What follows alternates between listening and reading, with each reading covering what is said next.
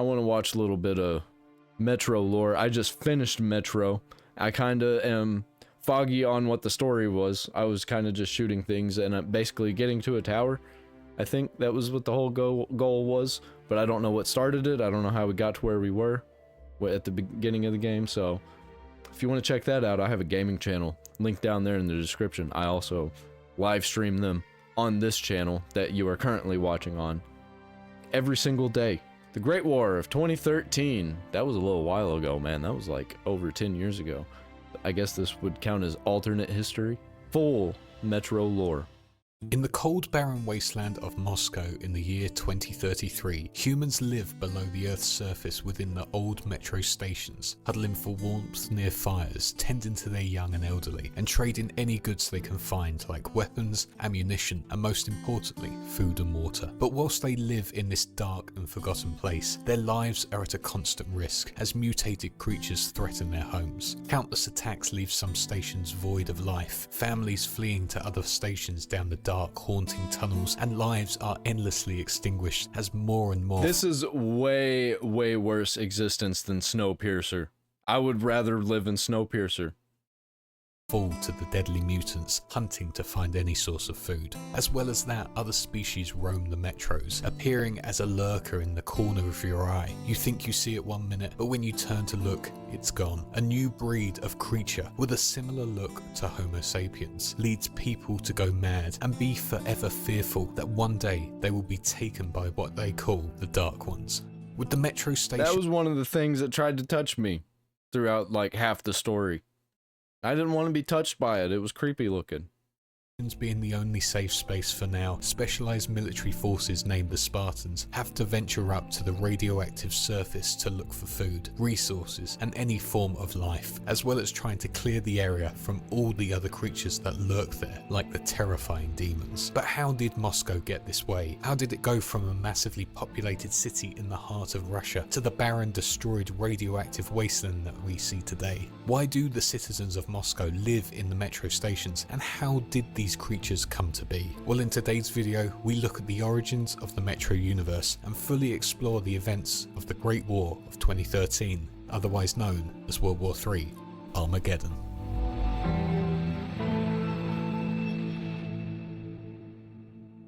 I really like the vibe of Fallout 3, of Metro 2033. It's like Fallout 3, but without the comedy.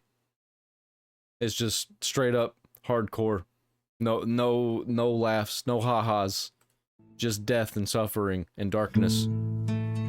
The year is 2013 and political tensions are high all across the world. Despite the Cold War ending in 1991, Russia and its allied states still have a heated relationship with the United States and all of its allies. Due to this final war that was the near death of this planet and human existence, lots of information has sadly been lost on how this conflict started and who was the force behind the first blow. But some documentation has stated that during this year there was a limited exchange between two Middle Eastern countries. So 2013 to 2033, that's like 20 years. So 20 years have passed, and that makes sense that a bunch of information's been lost if you don't got technology connecting the world anymore. And 2013, we had internet. We had the internet then, and we were in full throes of the internet. So most of our information that we had was ported over to the internet, and that's just lost. There's no more internet. This could have been a battle between Iran or Iraq and Lebanon or Israel, but unfortunately documentation on this is very limited. After the exchange had been made between these two countries, other superpowers around the world started getting involved and siding with their allies. NATO, which consisted of the United States, United Kingdom, France, Poland and others who have not been specifically listed, looked to side with Lebanon or Israel. CIS, which stood for the Commonwealth of Independent States, which consisted of Russia, Belarus, Kazakhstan, Azerbaijan and possibly Ukraine, sided with Iran or Iraq during this conflict. Within mere days during early July 2013, all the nuclear-armed countries such as the United States, UK, China, North Korea, Israel, France and many more were ready with their fingers on that nuclear button. On the 6th of July 2013, the world saw an exchange of... That is how fast it can happen. It just happened in a day, man. Like, everybody think it's chill. And like, oh man, we're on the brink of World War III, but I'm going about my week and going about my day. And then all of a sudden, like, hey, everything's shutting down because you need to go home. World War III has started. Countries are dropping nukes right now as we speak. Total chaos. And we're just waiting to drop ours, and it could be any minute. Roughly 20,000 nuclear warheads heading to all rival countries. It has not been stated who launched the first missile after the events in the Middle East, but in the end, the result was the same. Almost half the countries of the world launched their missiles in retaliation, and the world saw the second use of nuclear weapons since they had been created in 1945. But this time, the result was to be 10,000 times worse than the events of Hiroshima and Nagasaki. In the heart of Moscow, Russia, a lone individual picks up a radio transmission. He listens to it and with panic in his eyes runs outside to alert everyone of the impending doom they all face. A preacher on the streets is telling everyone that the end is nigh whilst this is happening. A mother is also seen cradling her child on the steps of her apartment complex. Thousands get into their cars and take to the roads to leave the city in anticipation for the worst. It is at this moment where NATO's warheads are seen flying over Russia's airspace. The streets panic, women hold their children as they run to safety. Soldiers are seen with fear on their faces, and other citizens look to be Is this the 28 weeks later music playing in the background? with the every man for himself mentality. The Russian government acted immediately and launched their missiles in retaliation, but this wouldn't help solve the inevitability of the situation. The citizens of Moscow ran to the nearest metro station, which was guarded by military officials, as they had been set up as bunkers for if this event were to happen, like they were in England during the events of World War II. The people of Moscow poured into the stations in their mass, but there were too many. The panic was almost too much to handle for the soldiers, as people were charging in, taking soldiers out and trampling them. Whilst the metros filled up, there was no room for any more. The doors started to close and soldiers started firing warning shots into the air, adding. So that's how the metro became the hub for the world, is because it was the only place that was really built underground for the public use. So everybody flooded it, and then they were closed in and just made do with what they had.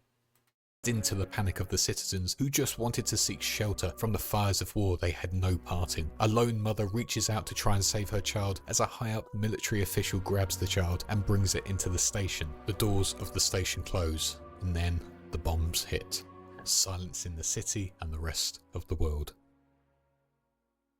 I wonder what the rest of the world is like in this world, in this universe. Oh man.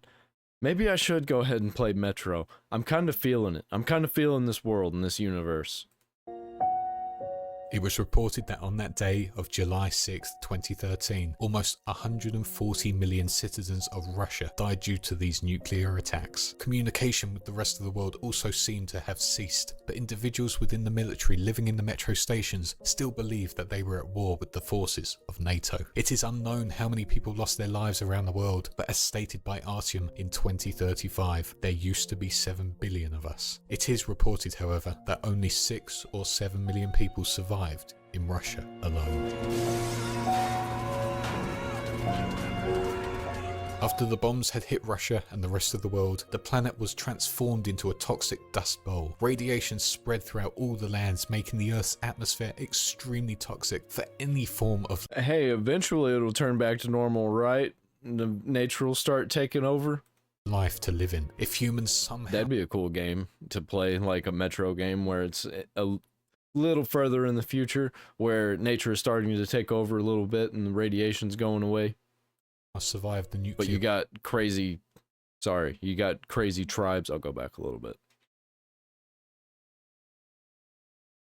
Extremely toxic for any form of life to live in. If humans somehow survived the nuclear blasts, their lifespan would be limited if they remained on the surface, unless they were out of the blast range or sought shelter very quickly. The irradiated material was so thick that it started to block out the sun and caused the planet's first ever nuclear winter. Plants died quickly, food sources were wiped out, and any form of green space was now just a sheet of radioactive snow. It is believed that in Moscow alone, only 50,000 people survived the events and were able to live away from all the horrors above them in the metro stations. But with a lack of any natural light, crops cannot grow, and with no real food sources up on the surface, food scarcity would lead to hundreds, if not thousands, to starve. The radiation was also so bad that larger creatures that roamed the Earth's surface before the events of the war started having their morphology change, turning them into deadly, hungry beasts who would kill anything they set their eyes on. Bat-like creatures who took to the air and swooped down to capture and rip apart their prey, or ape-like creatures who stalk the... Honestly, I don't think that this would actually happen. I think this is a little pushing fiction.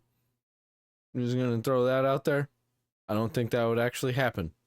I think we would get some messed up looking animals, but I don't think that we'd get any like bat creatures or anything, or any watchmen, I think they call them.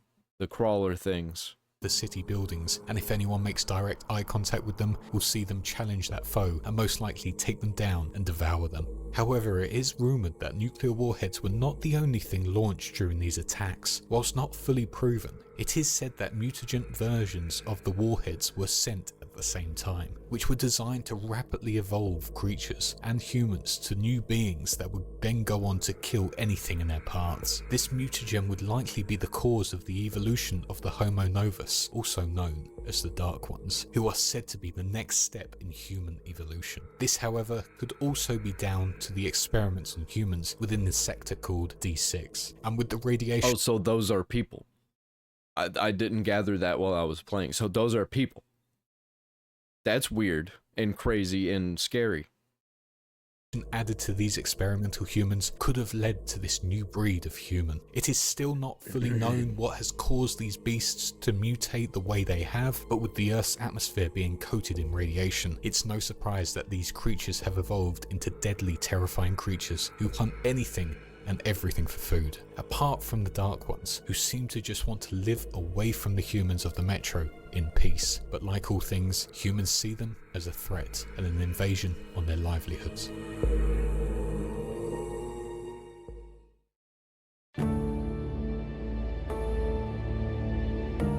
Years later, it's 2033. 20 years later, in the year 2033, humanity lives on within the Moscow metro stations, unaware of what is happening on the world around them. Food is still limited, the air is still filled with radiation, making it unlivable on the surface, and other resources like ammunition and water supply are becoming scarce. With no other options, it is down to the Spartans to make life livable down in the metro stations, and to make sure the citizens of them are kept safe. But with food supply running low for not only the humans but the other creatures in Moscow, the search for prey has seen those monsters invade the metro stations, wiping out hundreds of humans for food. As daily raids happen, it is unclear how humanity can survive down in the dark depths of the metro stations. But on top of that, radical political movements rise up within some of the stations, leading to faction wars throughout the tunnels. We're gonna have some technological breakthroughs on some lighting. Well, really, we already have. We got some infinite lighting sources that we're not utilizing, that nobody even thinks about or knows about. A lot more people know about it nowadays, but because of the internet. But we got infinite light sources that we can use, man. Aren't hunted and killed by the invading monsters, you could be hunted and killed by radical humans, and if they don't get you, you could die due to just simply starvation.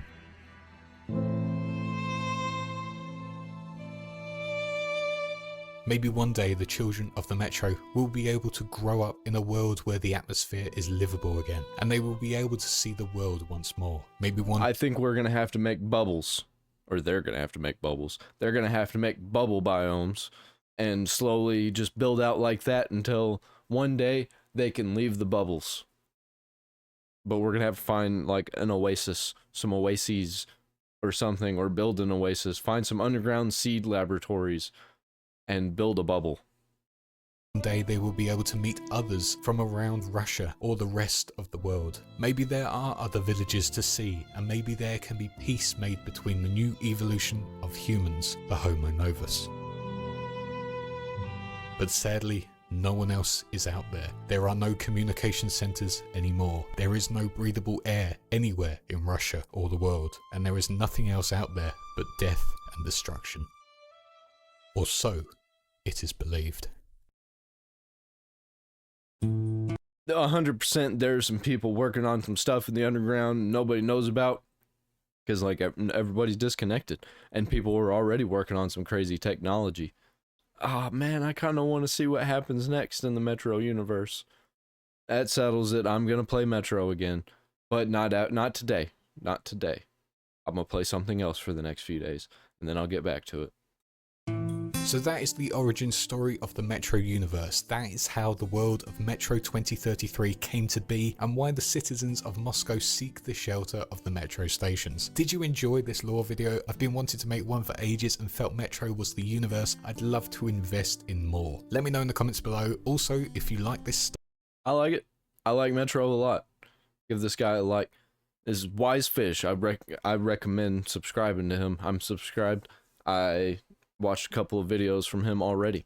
Metro 2033. It's one of my favorite games that I've played recently. Older game. I think it came out in like 2010, but I played the 2014 version, and it was good. I'm probably about to play the next version.